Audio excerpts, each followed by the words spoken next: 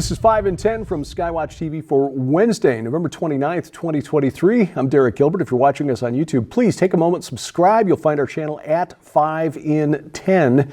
But then stick around after the break. We'll tell you how to make sure we never get canceled. Topic number 5 today, the hostages in Israel.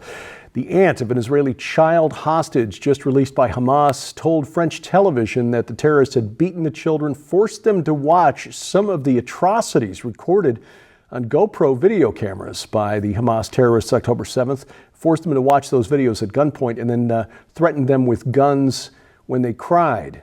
Deborah Cohen is the aunt of Eitan Yahalomi, 12-year-old boy who's a dual French-Israeli citizen, told French TV outlet BFM TV Tuesday that Eitan apparently saw horrors over there in Gaza. Quoting now, Hamas forced Eitan to watch a horror film of October 7th that no one could bear to watch. Every time a child cried over there, they threatened the child with a gun to be quiet. Now, complicating matters here regarding the hostages is the fact that as many as 40 people taken during the October 7th terror attack are no longer under the control of Hamas. IDF spokesman Avichai Adre said yesterday that 10-month-old Kavir Bibas, his 4-year-old brother Ariel, and mother Shiri were taken in Khan Yunis in southern Gaza Strip and handed over to Palestinian Islamic Jihad, which, if anything, is even more violent and intractable than Hamas. This is a jihadist group that wants to destroy Israel and has absolutely historically rejected any diplomatic engagement with Israel. Hamas officials have also acknowledged that several of the hostages are no longer in Hamas custody, being held by the PIJ, and the Prime Minister of Qatar, Sheikh Mohammed bin Abdul Rahman Al Thani, who's been leading the efforts to broker a ceasefire, said that they may never be able to reach those hostages.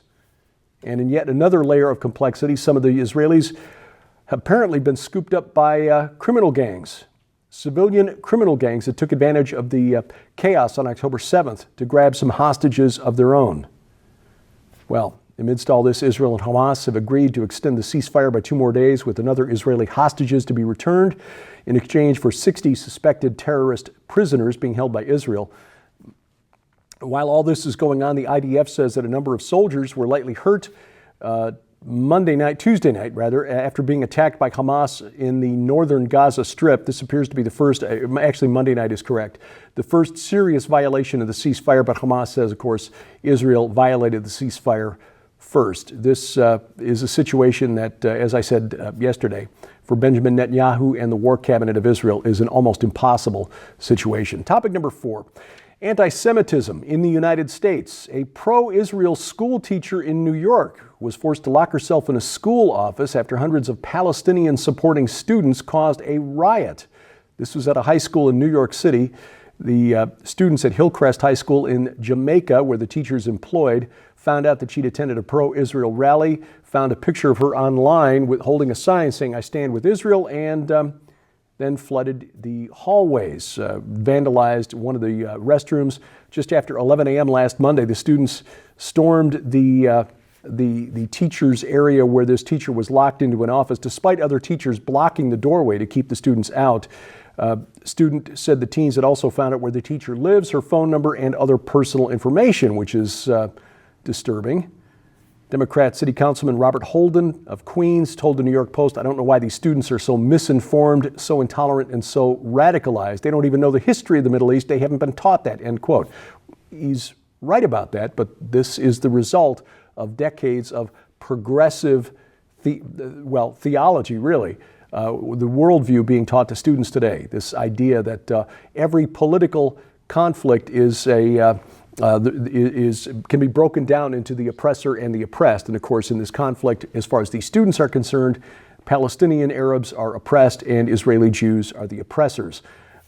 Meanwhile, reports of pro-Israel yard signs being stolen and vandalized are coming in from all over the country, both liberal and conservative states.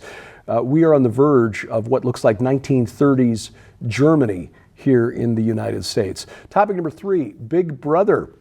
Specifically, digital Big Brother. Told you last week about UNESCO's plan to control information shared on the internet. UNESCO, the United Nations Educational, Scientific, and Cultural Organization, supposedly in charge of World Heritage sites and other educational opportunities. They want to regulate the internet. And as we told you last week, they're calling next year the world's first assembly of regulators to decide exactly how they're going to do it. Well, the World Economic Forum has now weighed in on this. They posted an article in support of internet governance, pointing out that 3 times as many people in the world use social media than own a car. Yet, there are more regulations for driving than on sharing information on the internet. Oh, shock, horror. Why? How can this be? Well, yes, an estimated 60% of the world, that's about 4.75 billion people, do use social media, not just to connect with friends and relatives, but to share ideas back and forth. We can't have that. This is the mindset of the World Economic Forum and UNESCO, apparently, as well as others. Again, a majority of young people here in the United States believe that hate speech is so bad that it should be controlled, forgetting that the very definition of free speech means allowing speech that some people will find distasteful or even offensive. Well, UNESCO has released guidelines for the governance of digital platforms. This is what UNESCO is calling an Internet of Trust, produced through a consultation, they say, with 134 countries to cover the responsibilities of nations, digital platforms, intergovernmental organizations, the media, and yes, everyday people like you and me, the hoi polloi, to respect, protect, and fulfill human rights, except for the right to actually share what you think online, which is why we encourage you to get our free app. And more about that after the break. Topic number 2, solar scam. I thought we went through this already and learned our lesson from the Obama-era Solyndra scam, but apparently not. A solar company that was awarded a $3 billion loan from the Department of Energy has been accused of scamming dementia patients, hitting up dementia patients on their deathbeds and getting them to sign long-term, expensive 5-figure contracts for solar panels. This is according to a report in the Washington Free Beacon, a good news source. And this hits close to home because many of us, especially when you get into your 50s and 60s, have parents that are aging and in some cases dealing with dementia. According to the Free Beacon, a Texas resident reported that her father, 86 years old, had been diagnosed with dementia, and a door-to-door salesman for a company called Sonova persuaded him to sign a 25-year solar lease. When her father passed away earlier this year, she was stuck with the balance of the $34,000 contract. This is one of more than 50 consumer complaints just from the state of Texas since last year. Issues ranging from maintenance delays to predatory sales tactics like this. Another complaint tells of a woman in Harris County, Texas, where her 80-year-old mother, who was blind, bedbound, partially deaf, on dialysis, and suffering congestive heart failure, pressured by a Sonova salesperson into signing a 25-year contract worth $86,000. The woman's mother died 3 months later, leaving the family stuck with the balance of the contract. Again, the Department of Energy extended a $3 billion, the largest loan ever given by the DOE to a solar company under the Biden administration's plan to turn us green. The DOE did not respond to a request from the Washington Free Beacon for comment. Coming up, a government that is actually promoting cigarette smoking. That's next on 5 and 10. We want to make sure that you're aware of the largest giveaway of the year in the We Are Legion Grand Collection. When you order the We Are Legion Grand Collection from SkywatchTVStore.com, you'll receive We Are Legion for We Are Many, Dominions, Cosmo Craters, and Washington, D.C. Unmasking the Ancient Riddle of the Hebrew Year 5785 and the Eminent Destiny of America by best-selling author Dr. Thomas Horn. Divided We Stand, the globalist scheme for a one-world government by Lieutenant Colonel Robert McGinnis, and The Prince of the Power of the Air and the Last Days, Satanology, History, Prophecy, and Technology by Jeffrey W. Martis. But we're just getting started. This must-have collection also includes the breathtaking 2-hour documentary, The Secret Destiny of America, on DVD, featuring Dr. Thomas Horn as he reveals who the God on America's Great Seal and U.S. $1 bill really is, why 72 pentagrams in the Capitol Dome are used to control the ancient cosmocrators who rule the nations, the coming incarnation of Antichrist, and much, much more. But that's not all. With the holidays just around the corner, now's your chance to save big and receive solid bonus merchandise absolutely free. Because also included in the We Are Legion Grand Collection are any number of brand new, super quality, overstock gift books, DVDs, or audio sets to add to your library or to give away as gifts this coming holiday season. Sold separately, these items hold a retail value of nearly $150. Yours now for your donation of only $35 plus shipping and handling, so act quickly. You can scan the QR code on your screen using the camera app on your phone for instant access to this special opportunity. This is the largest giveaway of the year, just in time for the holiday gift-giving season, and is available only while supplies last, so don't delay. Visit us at skywatchtvstore.com or call 1-844-750-4985 and ask for the We Are Legion Grand Collection now. Item number 1 today, smoking is bad unless the government profits from it. Last year, about this time, the government of New Zealand announced it was putting a generational ban on cigarettes. No cigarettes to be sold to anyone born after 2008. But hold the phone, not just yet.